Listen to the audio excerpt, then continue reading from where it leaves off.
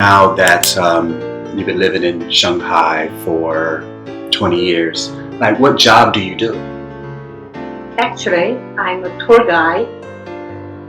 I share my country with China to foreign people, especially people who speak French, and I bring Chinese tourists to Europe, like France, Italy, Switzerland, more about the Western European countries. So I do tour guide in both ways, so I can understand better all the different kind of tourists. That's good to hear. So that tells me that you speak in 3 languages, right? Yeah, I speak Chinese, French, and English as well. So fluently. I believe so. That's good. I wish I can speak 3 languages. So only speak one, which is English. And Ocean, what places did you live outside of China? My first foreign country where I lived names Togo. I don't know if you've heard about this country. No, I haven't heard about it. Can you tell the people about Togo and where is it located? Actually, it's in the Western Africa, near Ghana and Benin. It's a very small country. So, Ocean, what made you choose to live in Togo? There are several different reasons. First of all, my major was French, so this is a French-speaking country. It was convenient for me to find a job there. And second, the most important reason it was my dream of childhood to go to Africa and to discover this continent. And it's why I didn't choose to work here in Shanghai, but to go to Togo. So I see. In Togo, was there any culture shock that you had when arriving to that country? The first shock that I had is not about culture, it's more about when I got out of the airport. Actually, I was landing at the capital of the country, which name is Lomé, and I saw all the streets were dirt. It's not like Shanghai, very modern, and I did see any kind of high building. So it was like a developmental country, right? You can say that. Okay. So basically, you never experienced that type of, those type of areas before. Maybe 20 years ago in China, there were still some areas like that, but I was not waiting to be in a country like that. Mm-hmm. So if I went to Togo, what some of the things that I can do there? Traveling, walking. So traveling is what? Like what places that I can go if I travel to Togo? Like, is there any famous landmarks? Is there any like local restaurants? Like, what can I do as a tourist? Actually, the city where I was living, they have very nice beaches. Mm-hmm. And also, I remember one place I always like to go there is, we call it the wooden market. They have a lot of very nice wooden statues. Mm-hmm. So these wooden statues, are they like handmade? Handmade and with local wood. That's interesting. And like, how much like does it cost to like have these handmade figurines, souvenirs? It depends on your ability of negotiation. You need to negotiate the price. So I remember I went there with my driver, who is a local guy. So, and I'm a foreigner for them. The price was so high at the beginning. Mm-hmm. And my driver helped me to negotiate. And I remember I paid kind of like 100 something in renminbi. Like 100 RMB? 150, something like that. Oh man, they're trying to cheat you, right? Oh, I understand. So it is living in Togo, like Was there anything that you were afraid of? Like, do you thought it was like dangerous to live in, or like did you felt nervous when you entered the country? I was not nervous, but about the safety, I can say it's safe, but you can't have exactly the same safety that we have here in China. And after midnight, it's better to not walk alone on the streets or in some area. And I know some of my countrymen, they always bring gun with them just in case. So so it's dangerous like any other Western country, correct? I didn't feel that dangerous, but I heard about it. So what did you hear? In some area, there can be some violence. So violence. So okay. So that's all right. So you stayed in a safe area, correct? Yes. Okay. Like, tell us about the people. Like, I mean, was there any poverty, or was there like a middle class or an upper class? Actually, I worked for a medical factory, and all our workers are local people. So this class, I think they are not rich. They can, at the time, their salary is about 400 RMB per month. So in US dollars, that would be what, like 600? No, Like 400 RMB. So 400 RMB. So it's 60. Oh my goodness! So $60 basically. Yeah, and the life there is not cheap. I mean, for us, for foreigners there. For example, I still remember every time when I go to supermarket, all the products they came aboard from mostly from Europe. So import products. So one Coke is more than 20 or more than $3. If I go to local restaurants, not really local, I mean Western food restaurant, I pay in US dollar more than 20 for a burger. So it's basically expensive. So that means it's best for people to cook at home. Yeah. All right. So that's what's up. So, far as like working wise, so if I was a foreigner living in a French-speaking country, like what opportunities does other Western foreigners have? Like what occupation? Most of foreigner people who I know who live there, they speak French. Yes. And some of them work for some French companies. And some people do trade. What was it again? Trade. Trade. TRADE. Trade. Oh, foreign trade. Foreign trade. Okay. So that's cool. Like what? Like they do things like import, export. Exactly. Okay. For example, they import second-hand cars from Europe, from Japan, from China to sell there. Interesting.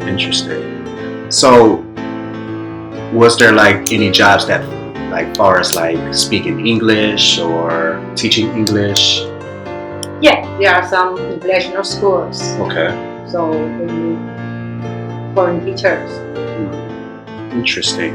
So, was like the tuition expensive, like in the international schools or bilingual schools? Or?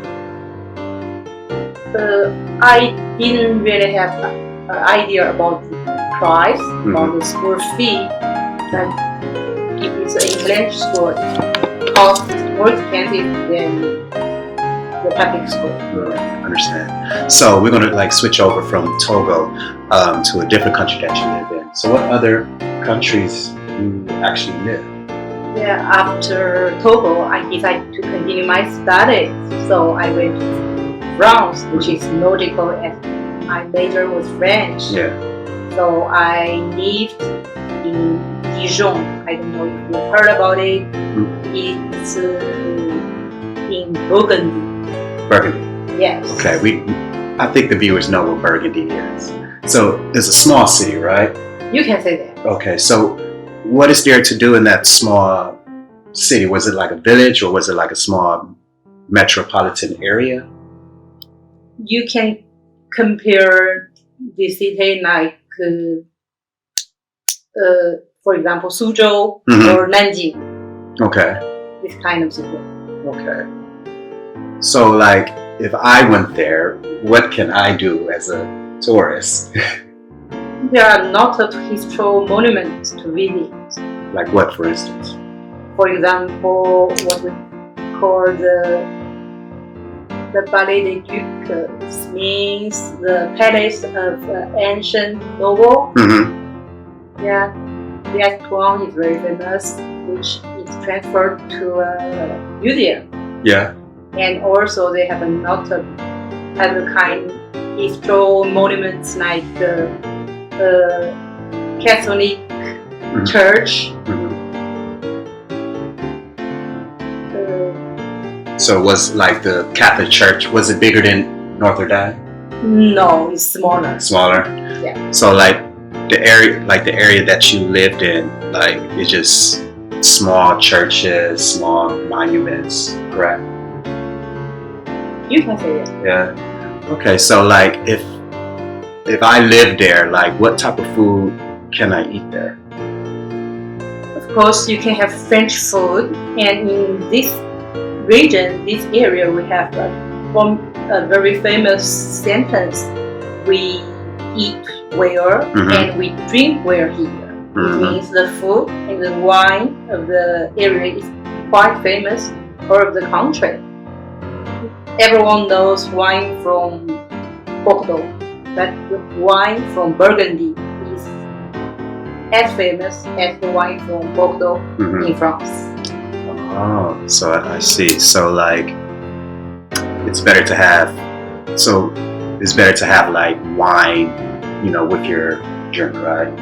Yeah. I mean, with your food. Sorry. Yes, with the food. And when I was a student, what I used to do with my classmates, kind of during the weekend, we took the train to some villages nearby. Yes. They have a lot of wine castles. And we just pay 10 euros and we can taste all different kinds of wine, and then before the end of the day we went back by train, kind of tipsy. So like 10 euros is how much is that in USD?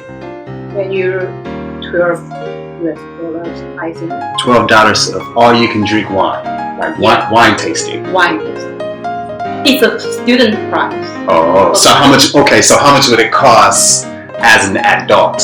Maybe 16, 18, I think. Okay, so that's not bad. So like in France, like people can drink at 18 years old, correct? Yes. Okay, whereas in the United States, we have to be 21 to drink. We don't have that many wine tasting areas, in my hometown. But I know in California, there's like a winery vineyards that people usually go to. And I believe that costs more than $16 or $18 as an adult. Yeah, I heard about it. So how was like the dating life in the town that you stayed in? At that time, there was not this kind of online apps, so it's more about parties. At college, we had a lot of parties. Okay. Most of the time, we start at the college, kind of drink. Then we went to downtown to some clubs. Okay. So it's more offline dating. So people they met in that condition, and we drink together. Then maybe they will start dating. So instead of not having online dating apps, it was non-existent when you lived in France, correct? I think so. So like it was more of the cold approach when somebody walked up to you and say, "Hey, my name is so and so, and you look very pretty, look very beautiful tonight. I want to, buy you a drink, correct? Yes. Okay. See, that's the thing. Like, it used to be like that in the United States as well. Like before online dating even started, we did the same thing. Like we pregame and then we go to a party. We actually dance for music, and that's how we actually meet people. So interesting. So like France was like close to the same as United States when before online dating happened. So you mentioned downtown. What is downtown like in the area that you say was like big, like Shanghai, or was it like small as Suzhou? Could you explain? It's small. It's very small. You can, if you are in downtown area, you can basically do everything on foot. I remember I live in downtown, but the campus is outside of downtown. Okay. Normally, I took the bus to go to the campus, but sometimes, French people, they like do something.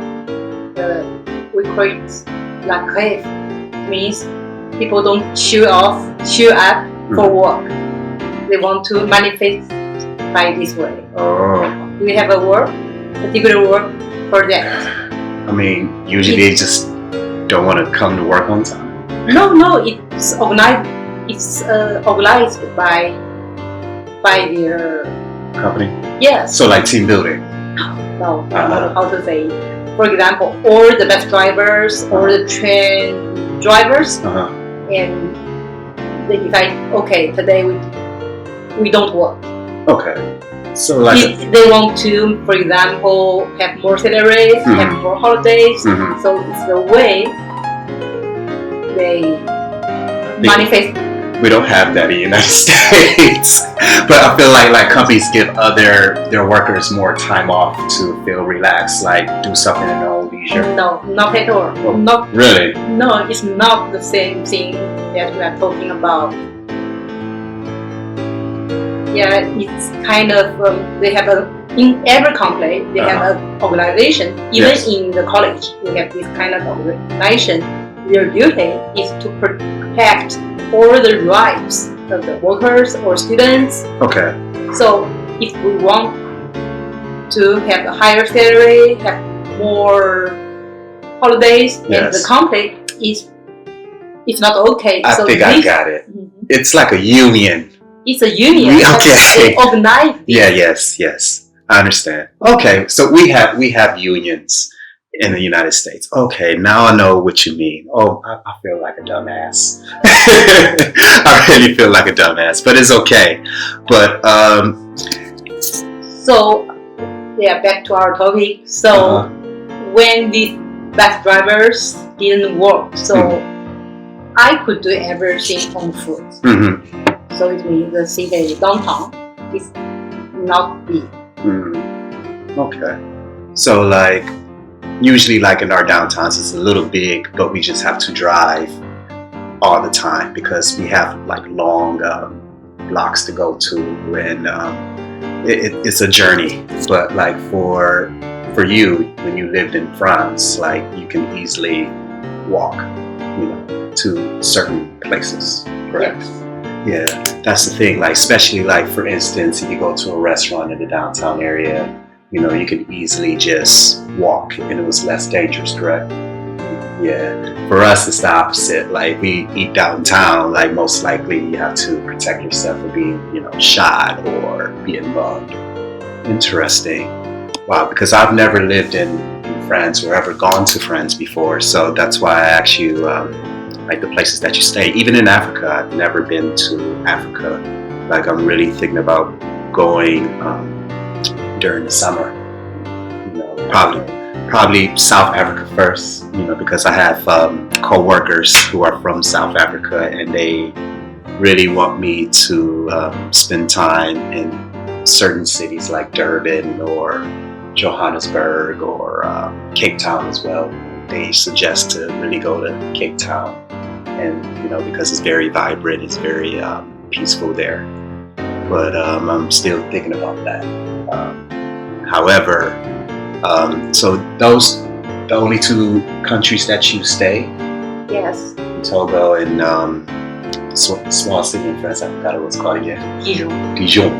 I like that, Dijon. Yes. Interesting. But yeah, there you have it. To our followers, next week we will talk about what we did for our Chinese New Year. It's very interesting because both of us did something different.